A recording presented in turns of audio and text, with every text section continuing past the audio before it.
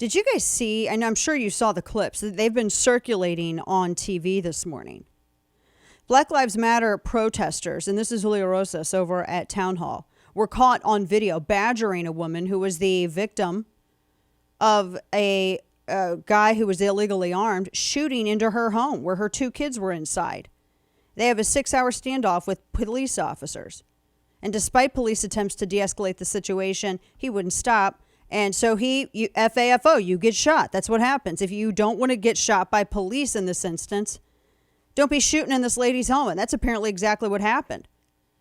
Arabella Yarbo, she rightfully lost it on these protesters. And, because I know the left only cares. She's a woman of color and her children are black.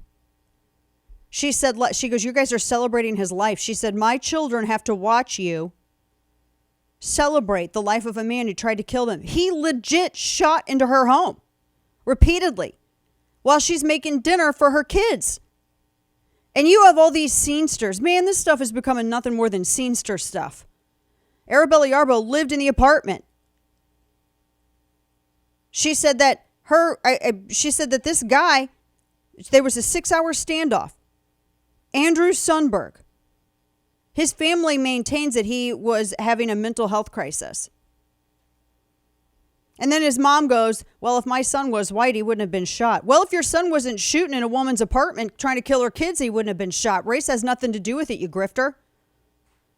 I'm so tired of this. Loss doesn't mean that you get to lie, and loss doesn't mean that you get to impugn the character of everybody else. Loss doesn't mean that you get to rewrite law and order. It's not a free pass. It doesn't mean that you get to victimize more people. I get it that hurt people, but I'm tired of this. And I'm tired of this politically correct eggshells that we have all over this where you can't say anything about it. This woman, her kids could have been killed. I notice how all these grown-ass adults don't have anything to say about that. She was like, this is not George Floyd. This was not Breonna Taylor. True. That guy was armed and was shooting at her. What did they think was going to happen? And apparently one of the protesters told her to shut up and was screaming at her. But I will say, credit for this, the Black Lives Matter Minnesota leader, Trahern Cruz, said, yes, ma'am. And he was very respectful towards her, and he apologized to her. She was being harassed. She was just trying to get back into her apartment, and she was being harassed by these protesters. Because where she lives with her children, after they were victimized by this guy, is now a crime scene. And all these people showed up. And this one fat butt chick gets in her face. I'm so tired of it. Gets in there and is like all in her face. Because, what? So ridiculous. This enrages me. I would have been just as enraged as she is. Screaming at her, yelling at her, cussing her, slurring her. Now, as I said, and I think the leader for Minnesota Black Lives Matter, I think kind of had to help get it under control. Because there are reports all over. And you know how everybody has a phone? They were being ignorant to this woman. She's the victim. A woman of color. She's the victim.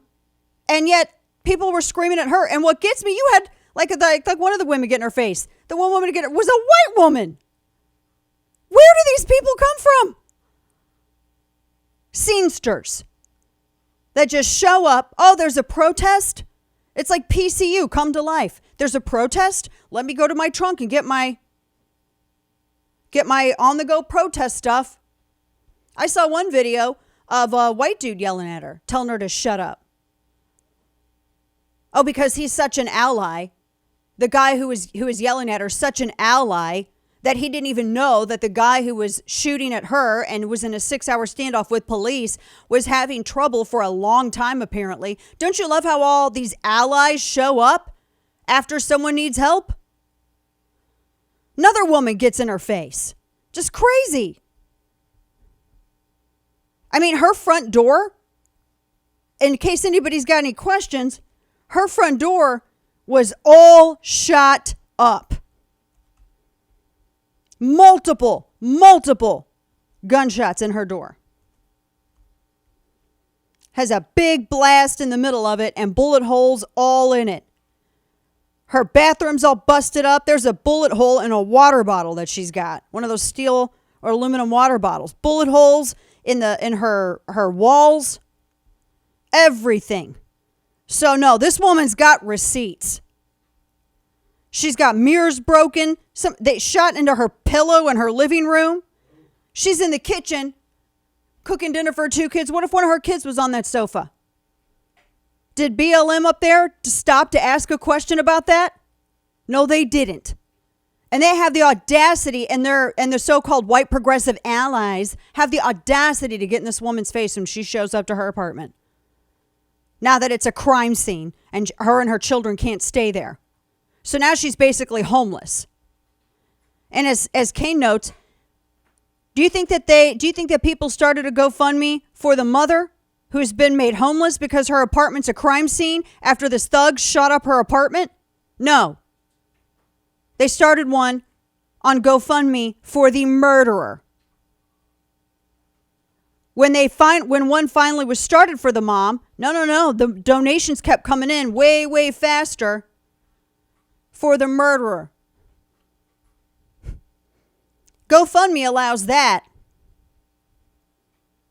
but they wouldn't allow a fundraiser for Jose Alba, who defended himself against a thug criminal who is a repeat offender who tried to strong arm him, whose girlfriend stabbed him in the arm repeatedly, and then when he defended himself using lethal force, he was taken to Rikers. The girlfriend was able to walk free, though. Because apparently you can stab bodega owners in the arm, or as Jill Biden would say, Bogota owners in the arm in Manhattan. Unbelievable.